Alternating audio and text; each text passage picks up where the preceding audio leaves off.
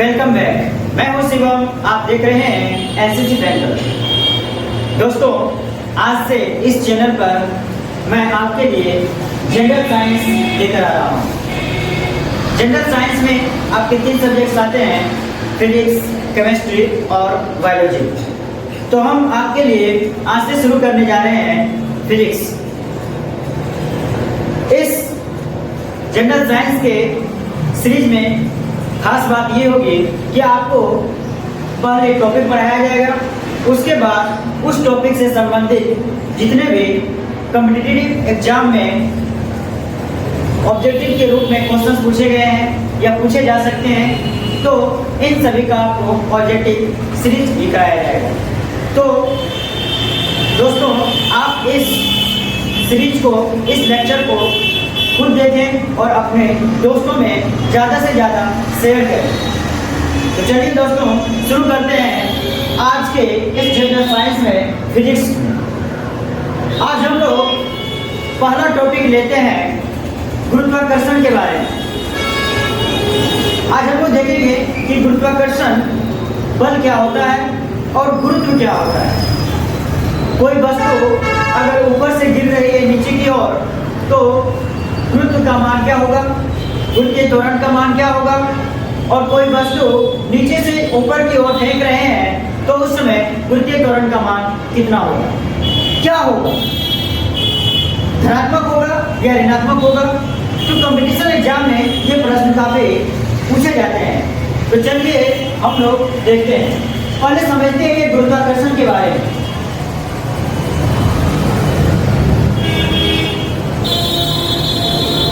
English में इसे gravitation कहा जाता है।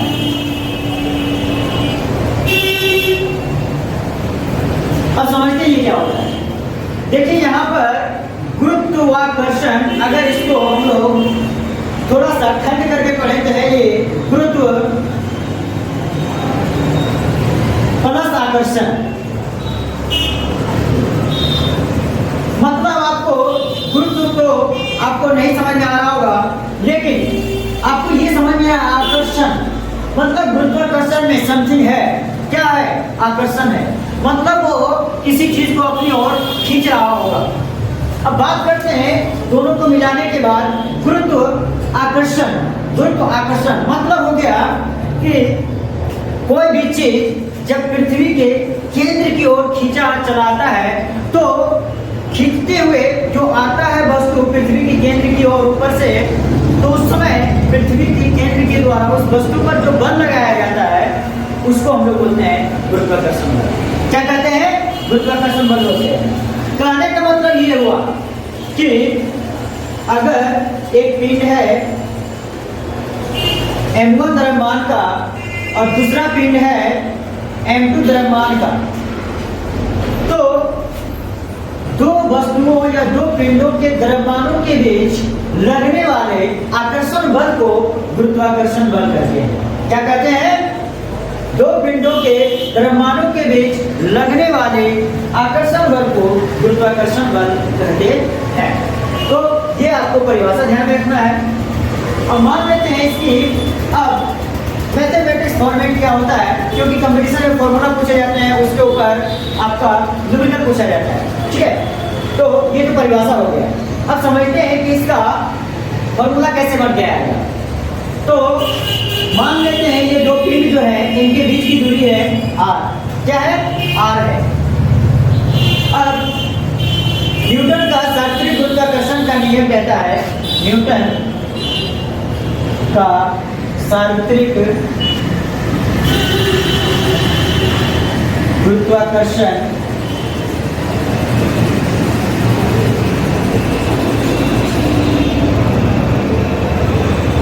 न्यूटन का शास्त्रीय गुरुत्वाकर्षण नियम कहता है कि दो पिंडों के द्रव्यमानों के बीच लगने वाला आकर्षण बल या गुरुत्वाकर्षण बल होता है। नंबर 1, द्रव्यमानों के गुणनफल के समानुपाती। क्या होता है बाबू? द्रव्यमानों के गुणनफल के समानुपाती। यहाँ पर कितने द्रव्यमान है? 2 है, m1 और m2। तो मान लेते हैं इन दोनों पिंडों के बीच जो बल लग रहा है वो है F, गुरुत्वाकर्षण बल F है। और ये बल शास्त्रीय न्यूटन के शास्त्रीय गुरुत्वाकर्षण नियम के अनुसार से ये गुरुत्वाकर्षण बल होता है पिंडों के द्रव्यमानों के गुणनफल के समानुपाती। यहाँ दो द्रव्यमान m1 m2, तो m1 गुना m2 गुणनफल हो गया इसके समानुपाती। तो समानुपाती बोले चाहे तो विकर्मानुपाती बोले, तो अनुपाती आ रहा है। अनुपाती के लिए यहाँ पर चिन्ह पर यूज करते हैं इस चिन्ह, ठीक है, ये हमारा अनुपातिक चिन्ह। तो हो गया न्यूटन का शास्त्रीय गुरुत्वाकर्षण नियम के अनुसार से कि दो पिंडों के द्रव्यमानों के बीच लगने वाला गुरुत्वाकर्षण बल द्रव्यमानों के गुणनफल के समानुपाती होता है। दूसरा कहता है यही गुरुत्वाकर्षण बल इनके बीच की जो दूरी है, यानी m1 और m2 के बीच की दूरी के वर्ग, तो बीच की दूरी का वर्ग, यानी कि बीच की दूरी का वर्ग, वर्ग का मतलब हो गया किसी भी चीज पर पावर 2।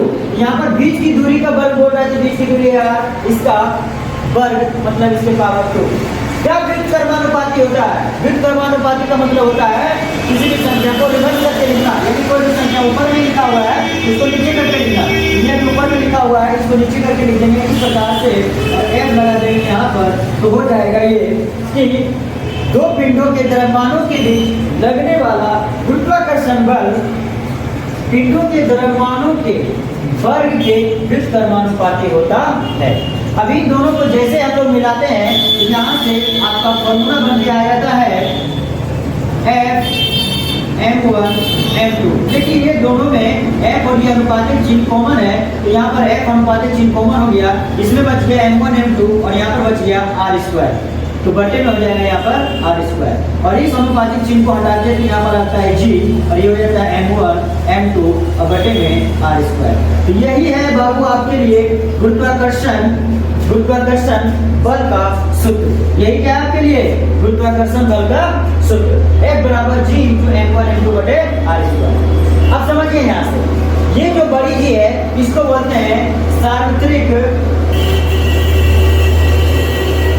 सार्वत्रिक गुरुत्वाकर्षण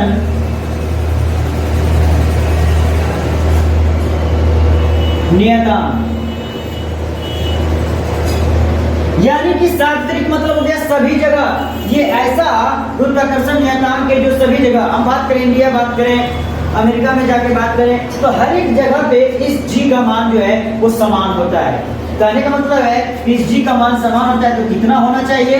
इसका मान होता है 6.67 इंटू 10⁻⁻11, उसके बाद न्यूटन मीटर स्क्वायर पर केजी स्क्वायर, ठीक है।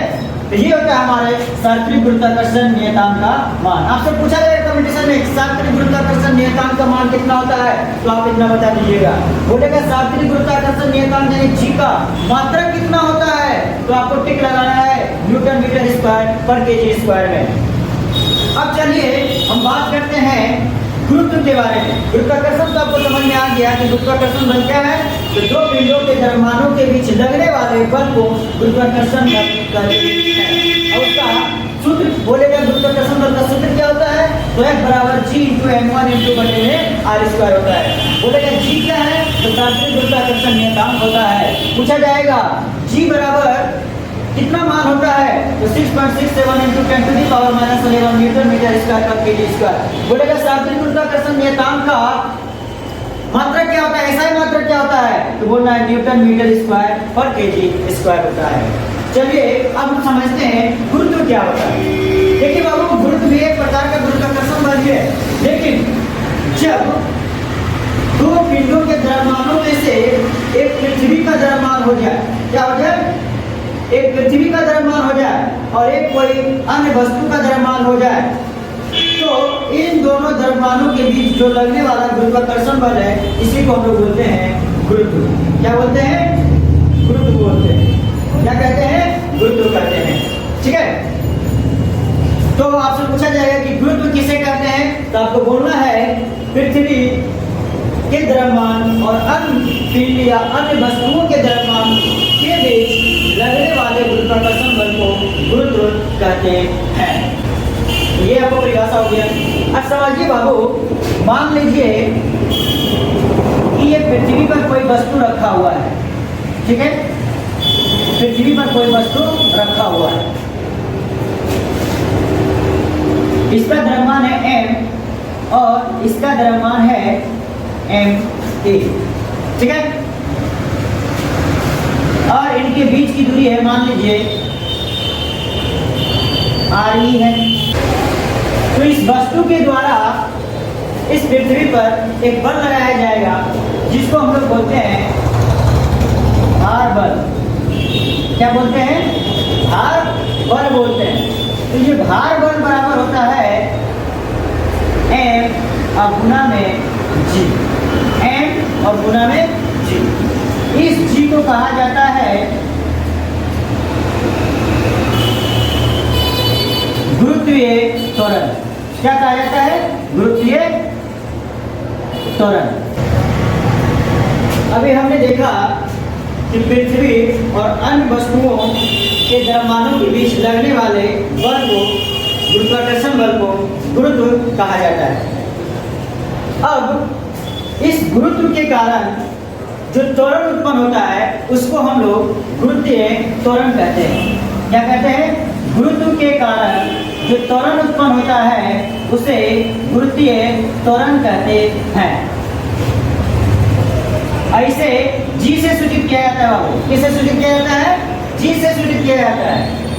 अब आगे बढ़ते हैं हम लोग। मान लीजिए ये कोई वस्तु है जो कि पृथ्वी की सतह पर रखा हुआ है, इसका द्रव्यमान m है, तो ये नीचे की ओर भार बल लगाता है जिसको कि हम लोग F बराबर m इंटू जी लिखते हैं। जहाँ m है हमारे पास ये वस्तु का द्रव्यमान और g है हमारा गुरुत्वीय त्वरण जो कि गुरुत्व के कारण उत्पन्न हुआ है।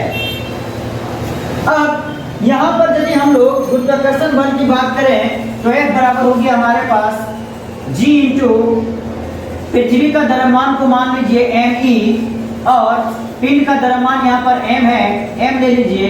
अब बटे में दोनों के बीच की दूरी मान लीजिए है r, तो हो जाएगा यहाँ पर r स्क्वायर। ठीक है। गुरुत्वाकर्षण बल क्या है? F बराबर g इंटू m1 m2 बटे में r स्क्वायर। तो F बराबर g, m1 की जगह पर पृथ्वी का द्रव्यमान और m2 की जगह पर हो गया हमारा इस वस्तु का द्रव्यमान या पिंड का द्रव्यमान। अब देखिए ये दोनों बल ये दोनों F है, तो इन दोनों को बराबर कर दें। यहाँ पर इसको मान लें फर्स्ट समीकरण और इसको मान लें हम लोग सेकंड समीकरण। ठीक है। तो यहाँ से देखिए क्या आएगा आपके लिए। तो यहाँ से आ जाएगा mg बराबर में F बराबर mg, तो mg बराबर यहाँ पर भी है बराबर, तो दोनों F बराबर है तो mg बराबर हो जाएगा ये वाला। तो लिख देंगे यहाँ पर g इंटू me m बटे में r स्क्वायर। me जो मैं लिखा हूँ यहाँ पर बाबू ये है पृथ्वी का द्रव्यमान। ठीक है। अब देखिए यहाँ से m से m क्या हो जाएगा? कट जाएगा, तो g बराबर आपके पास आ गया बड़ी g इंटू me बटे में r स्क्वायर। अब हम बात करते हैं कि ये जो गुरुत्वीय त्वरण आया है g बराबर कैपिटल G इंटू me बटे r स्क्वायर। ठीक है। आपसे कंपटीशन में पूछा जाता है कि गुरुत्वीय त्वरण और सार्वत्रिक गुरुत्वाकर्षण नियतांक यानी छोटी जी और बड़ी जी में संबंध क्या है या सूत्र क्या है, समीकरण क्या है? तो आपको टिक करना है g बराबर g इंटू me बटे r स्क्वायर। अब चलिए हम लोग थोड़ा सा और आगे बढ़ते हैं। अब प्रश्न है कि ये जो गुरुत्वीय त्वरण g है इसका मान कब धनात्मक होगा और कब ऋणात्मक होगा। सोचिए हमारा गुरुत्वाकर्षण जो बल होता है वो पृथ्वी के केंद्र की ओर कार्य करता है यानी नीचे की ओर कार्य करता है। कहने का मतलब ये है कि कोई भी वस्तु ऊपर में है तो पृथ्वी उसको अपने केंद्र की ओर नीचे की ओर आकर्षित करती है। ठीक है। इतना समझ गए। अब सोचिए आप किसी वस्तु को आप पृथ्वी की सतह से ऊपर की ओर फेंकेंगे तो पृथ्वी तो उसको नीचे खींचना चाहेगा और आप ऊपर फेंक रहे हैं। इसका मतलब ये हुआ कि गुरुत्वीय त्वरण g नीचे की ओर ज्यादा होता है और ऊपर जैसे जैसे जाएंगे उसका मान कम हो जाएगा। इसका मतलब ये हुआ कि कोई वस्तु ऊपर की ओर जा रही है तो गुरुत्वीय त्वरण g का मान ऋणात्मक होगा और कोई वस्तु ऊपर से नीचे की ओर गिर रही है तो उसके लिए गुरुत्वीय त्वरण g का मान धनात्मक होगा। तो ये दो पॉइंट आपको ध्यान रखना है। कोई वस्तु नीचे से ऊपर की ओर फेंकी जा रही है तो गुरुत्वीय त्वरण g का मान ऋणात्मक होगा और कोई वस्तु ऊपर से नीचे की ओर आ रही है तो उसके लिए गुरुत्वीय त्वरण जी का मान धनात्मक होगा। तो चलिए दोस्तों, आप इसे बार बार देखें, रिवीजन करें और इससे संबंधित क्वेश्चन ऑब्जेक्टिव को प्रैक्टिस करें और हम तो आपको करवाएंगे। फिर मिलते हैं हम लोग नेक्स्ट लेक्चर में। तब तक के लिए धन्यवाद।